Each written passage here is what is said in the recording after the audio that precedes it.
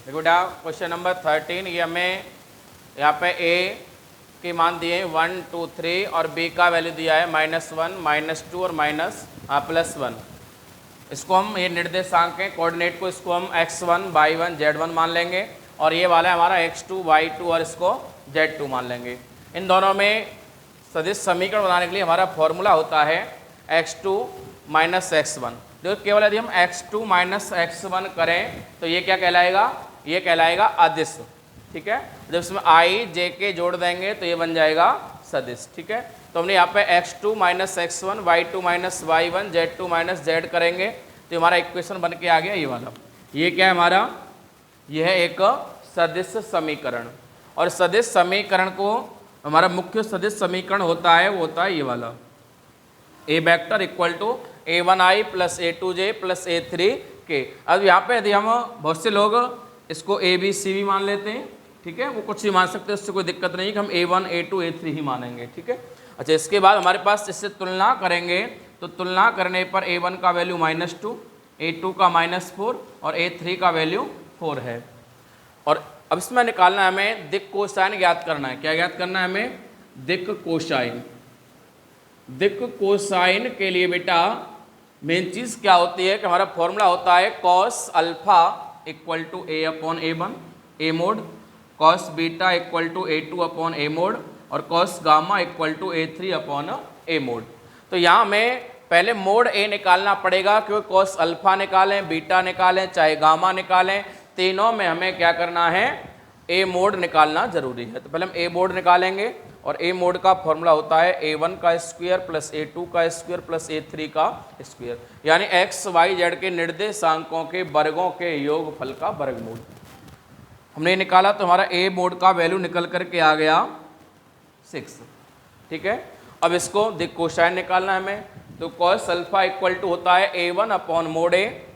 a1 का value कितना था -2 और मोड a का आ गया 6।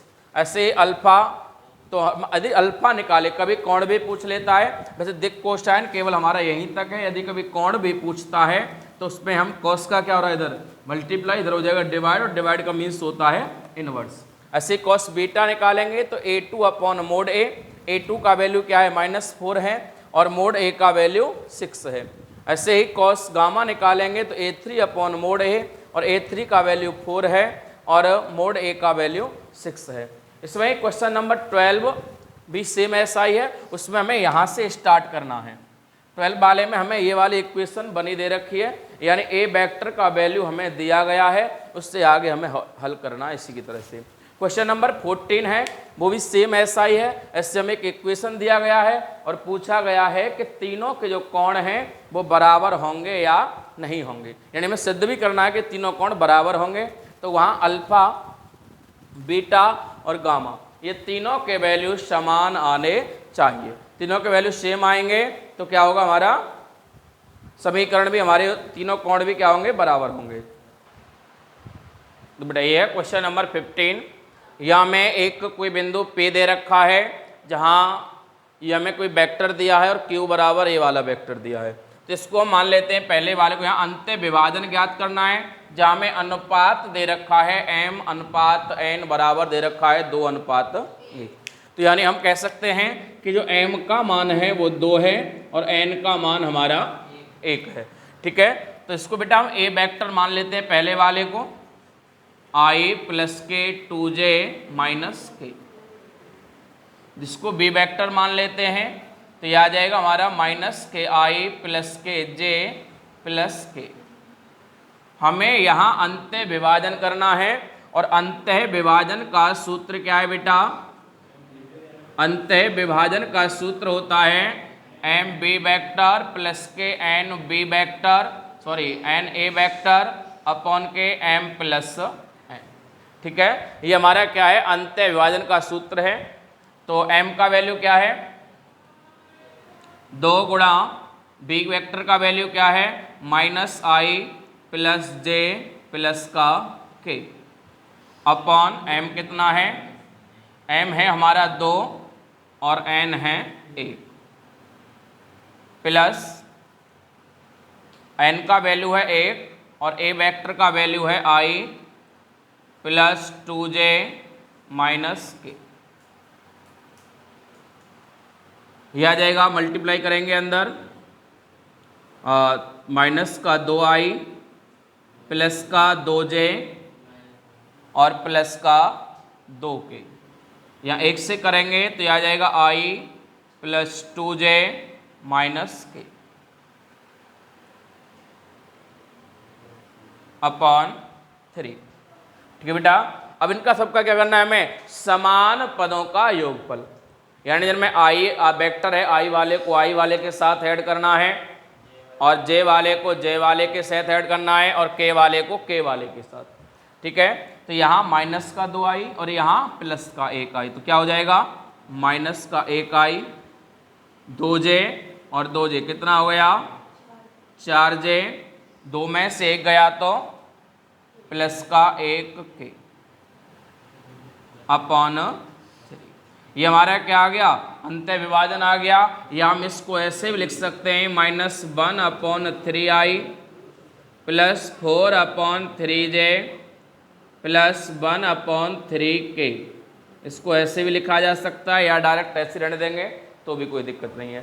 ठीक है बेटा, क्वेश्चन नंबर हमारा 14 था बेटा। इसका सेकंड पार्ट है 15 का।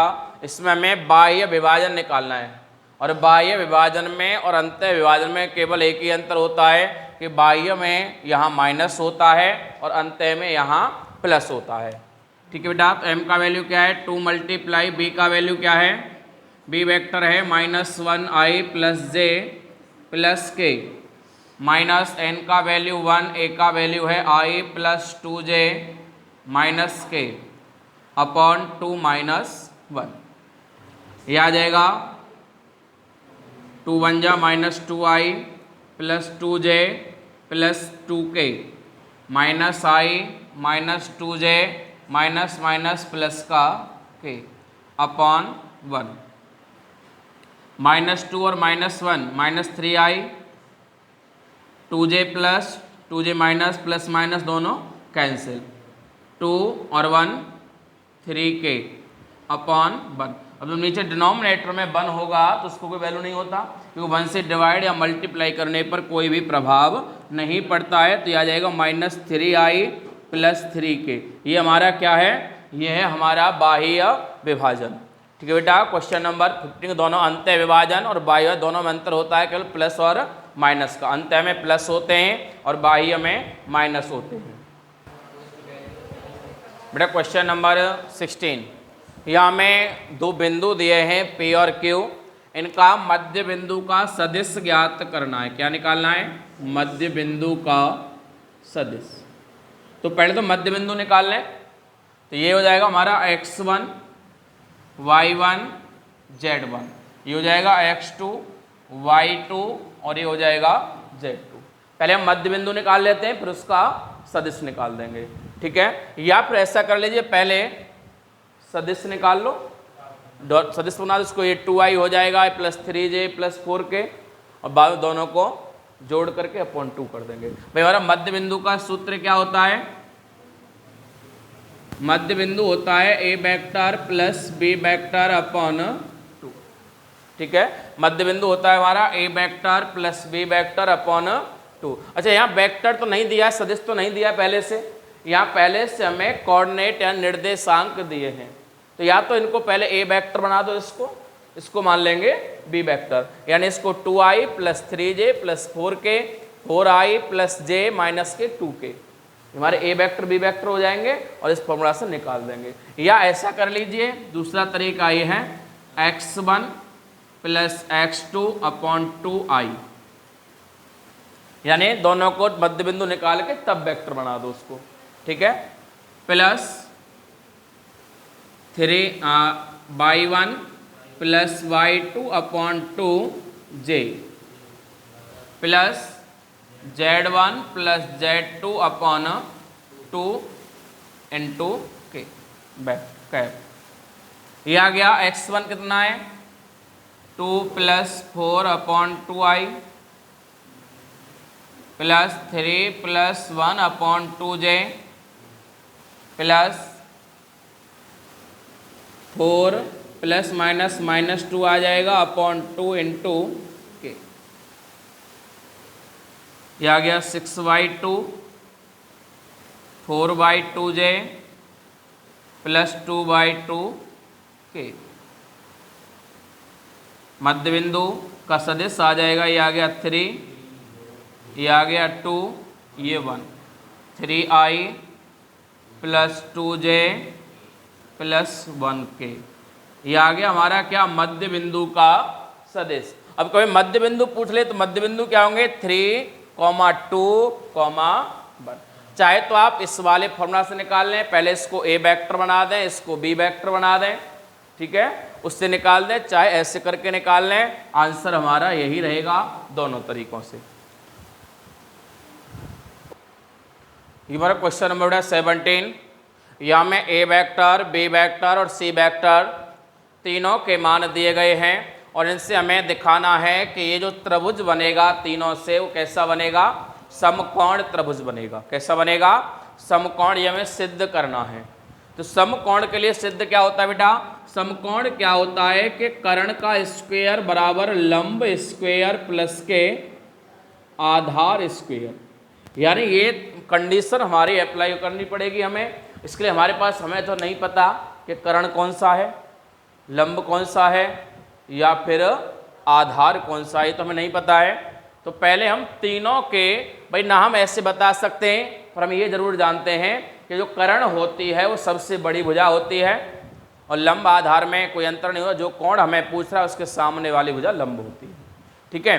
तो पहले, सबसे पहले हमें यहाँ ये भी नहीं पता कौन बड़ा है कौन छोटा है, जिससे हम कर्ण, लंब और आधार की पहचान कर सकें। पहले हम तीनों के मोड निकाल लेते हैं, ठीक है। तो पहले हम ए मोड निकालेंगे। तो क्या हुआ, रूट, हमने क्वेश्चन नंबर 13 में बताया था मोड कैसे निकालते हैं, a1 square plus b1 a2 square plus a3 square. ऐसे आ जाएगा इसका 3 स्क्वायर प्लस माइनस 4 का स्क्वायर प्लस माइनस 4 स्क्वायर। तो a का मोड आ जाएगा हमारा रूट 9 प्लस 16 प्लस 16। कितना हो गया हमारा, 16 प्लस 16 32, 9 हो गया 41। ये हमारा ए मोड आ गया। ऐसे ही बी मोड निकालेंगे तो बी मोड क्या हो जाएगा, 2 का स्क्वायर प्लस माइनस 1 का स्क्वायर प्लस 1 का स्क्वायर, यानी ये आ जाएगा हमारा 4 प्लस 1 प्लस 1 मीन्स रूट 6। ऐसे ही सी वेक्टर जब निकालेंगे तो ये आ जाएगा बेटा 1 का स्क्वायर प्लस माइनस 3 का स्क्वायर प्लस माइनस 5 का स्क्वायर। भाई हमें पता है कि हम जब मोड ए निकालते हैं तो फॉर्मूला क्या होता है, a1 का स्क्वायर प्लस a2 का स्क्वायर प्लस a3 का स्क्वायर और उसका वर्गमूल, ठीक है। ऐसे b निकालेंगे तो b1 b2 b3 और c निकाल रहे होंगे तो c1 c2 c3, ठीक है। तो ये आ जाएगा हमारा रूट 1 प्लस 9 प्लस 25, कितना हो गया 35।